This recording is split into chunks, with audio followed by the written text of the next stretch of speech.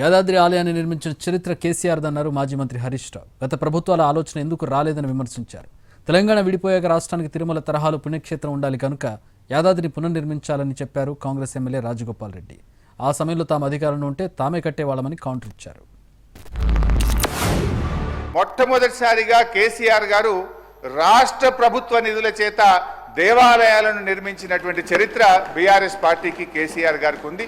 అందులో ఒకటి యాదాద్రి లక్ష్మీనరసింహస్వామి దేవాలయం అధ్యక్ష. అదేవిధంగా విమాన గోపురానికి సంబంధించి మిత్రులేమో మేము ప్రారంభించినాం నిర్మించినాం అని అన్నారు. నేను కూడా నా సిద్దిపేట నియోజకవర్గం నుంచి 2 కిలోల బంగారం భక్తులు మేము వెళ్ళి నా డబ్బులు కూడా కలుపుకొని వెళ్ళి దేవాలయంకు సమర్పించి రావడం జరిగింది. మరి గతంలో కూడా ప్రభుత్వాలు ఉన్నాయి, మరి గత ప్రభుత్వాలు ఎందుకు చేయలేదు? కేసీఆర్ గారే ఎందుకు చేసిండ్రు?